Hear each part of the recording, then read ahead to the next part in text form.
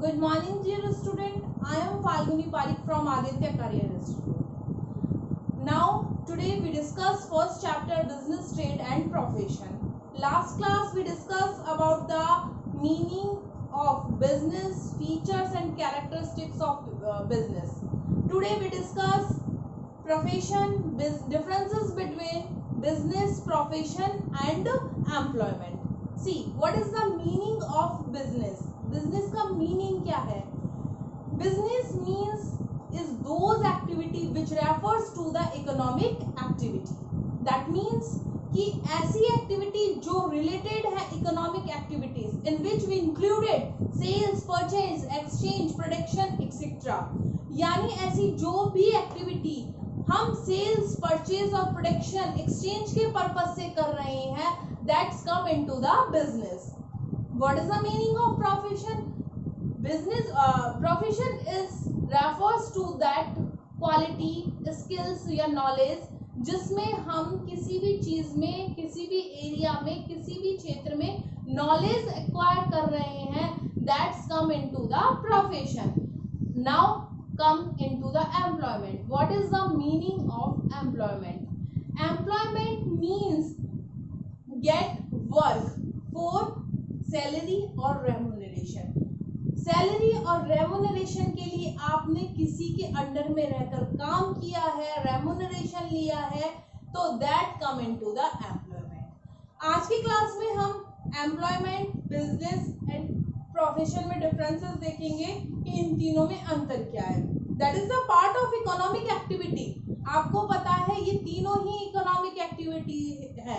इनका पर्पस क्या है? अर्निंग प्रॉफिट है. लेकिन कैसे कैसे बिजनेस में कैसे अर्निंग प्रॉफिट की जाती है, प्रोफेशन में कैसे की जाती है और एम्प्लॉयमेंट में कैसे की जाती है, इन तीनों में हम डिफरेंसेस देखेंगे. See on the board basis business, profession and employment. Clear? First, mode of establishment. किस तरीके से स्थापना हुई बिजनेस की, या बिजनेस को कैसे एस्टेब्लिश किया जा सकता है. एंटरप्रेन्योर्स.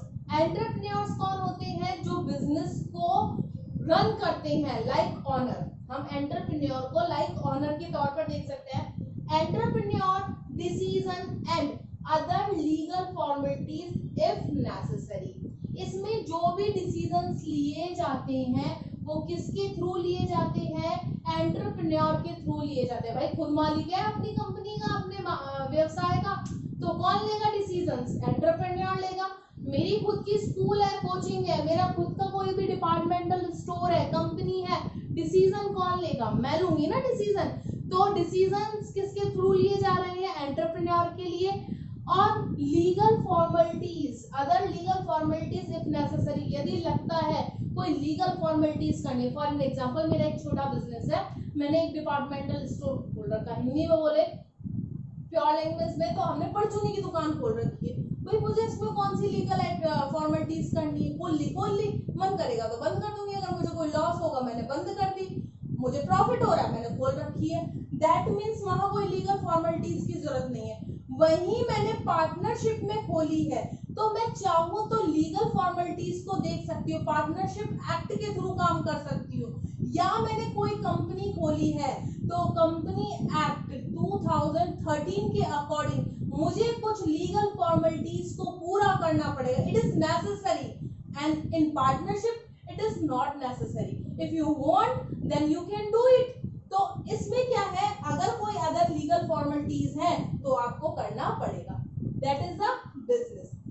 प्रोफेशन क्या कहता है? प्रोफेशन का एस्टेब्लिशमेंट कैसे है?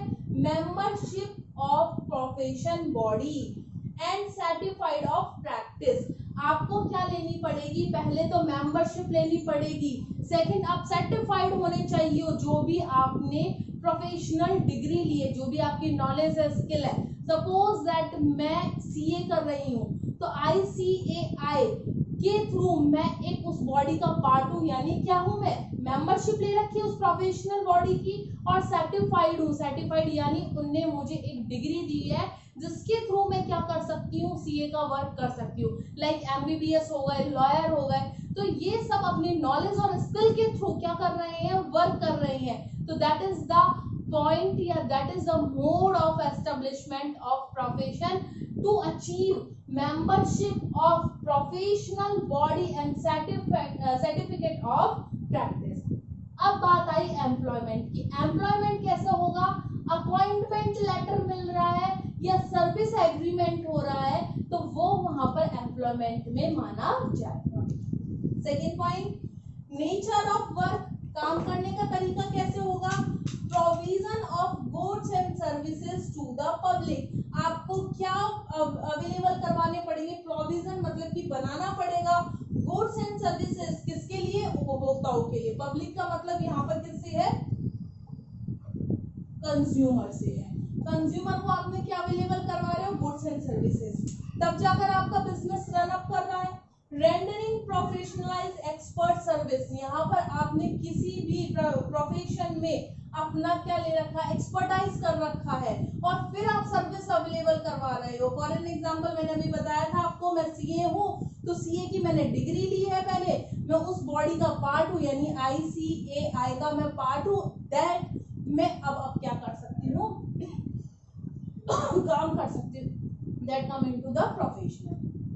Employment, performing work as per service contractor rule. जो भी आपके कॉन्ट्रैक्टेड रूल्स बनाए गए हैं सर्विस के टाइम पर कि भाई आपका टाइमिंग ये रहेगा, आपकी एजुकेशन ये होनी चाहिए, अगर कोई ऐसी सर्विस है तो उसमें एक्सपीरियंस मांग रहे हैं तो उसके अकॉर्डिंग जो अपॉइंटमेंट किया जाता है वो हमारा एम्प्लॉयमेंट कहलाता है. क्वालिफिकेशन, भाई बिजनेस के लिए कोई क्वालिफिकेशन की जरूरत नहीं है. No minimum qualification is necessary. कोई भी मिनिमम क्वालिफिकेशन की जरूरत नहीं है. पढ़ा लिखा हो तो अच्छी बात है, ना हो तो भी कोई प्रॉब्लम नहीं. बस उसके अंदर स्किल्स होनी चाहिए क्या करने की? बिजनेस करने की. प्रोफेशन, बिल्कुल आप में क्वालिफिकेशन होनी चाहिए. आप क्वालिफाइड होने चाहिए और आपके पास एक परफेक्ट डिग्री होनी चाहिए. Qualification, expertise and training in specific field. For an example teaching line में क्या है? एक्सपर्टाइज. क्वालिफिकेशन क्या होनी चाहिए? भाई ग्रेजुएट या post graduate plus BEd. BEd क्यों लगाया? ताकि आप क्या हो सको, उस सब्जेक्ट में जो भी आप पढ़ा रहे हो उसमें एक्सपर्टाइज हो सको और उसमें आपको क्या मिली हो? ट्रेनिंग मिली हो. For an example CA, doctor, lawyer, ये सब क्या होते हैं? क्वालिफाइड होते हैं, एक्सपर्टाइज होते हैं एंड ट्रेनिंग मिली होती है किसी स्पेसिफिक फील्ड में. एम्प्लॉयमेंट की बात करें, qualification and training as prescribed by the employer. Employer ने कोई डिमांड करी है क्वालिफिकेशन. सपोज दैट पियोन है, कोई क्वालिफिकेशन की जरूरत नहीं है. 10th पास हो, मिनिमम 10th होना चाहिए, 8th होना चाहिए और उसको वो बात समझ में आनी चाहिए जो एम्प्लॉयर कहना चाह रहा है. It is okay.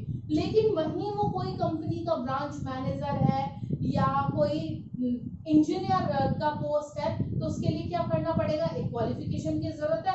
तो उसमें आप क्या कहलाओगे? एम्प्लॉयर को उस क्वालिफिकेशन होनी चाहिए as per the prescribed manner. That is the 3 points: mode of establishment, nature of work, qualification. Next points अपन आगे डिस्कस करेंगे.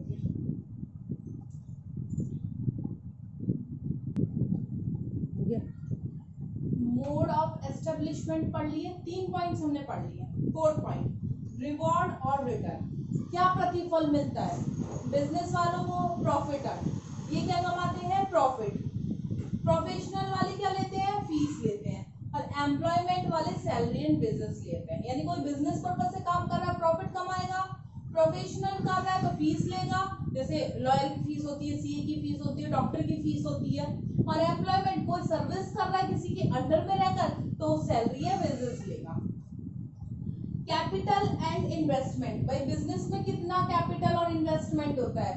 भाई बिजनेस में कैपिटल ज्यादा जरूरत होती है. It is depend on business nature and size. Business छोटा है, कम कैपिटल और इन्वेस्टमेंट लगेगा. बिजनेस बड़ा है तो ज्यादा लगेगा. यानी required as per the business size और नेचर. प्रोफेशनल की बात करें, limited capital needed for establishment. जब आप अपने बिजनेस को एस्टेब्लिश कर रहे हो तो उस समय आपको कम इन्वेस्टमेंट की आवश्यकता होगी, ज्यादा नहीं. मैं डॉक्टर हूँ या मैं एक लॉयर हूँ, मुझे कंप्यूटर रखना है, एक टेबल रखनी है और मुझे मेरा वर्क आता ही है, बस मुझे वो काम स्टार्ट करना है. तो यानी लिमिटेड कैपिटल की नीडेड होती है. नो कैपिटल रिक्वायर्ड, मुझे किसी के अंडर में रहकर काम कर रही हूँ, मैं उससे पैसा लूंगी ना कि उसको पैसा दूंगी, तो no capital required. Risk business में सबसे ज्यादा होती है क्योंकि इसमें प्रॉफिट अनसर्टेन होता है और इसीलिए और इरेगुलर होता है, that means risk is present, यहाँ पर रिस्क बहुत ज्यादा होता है।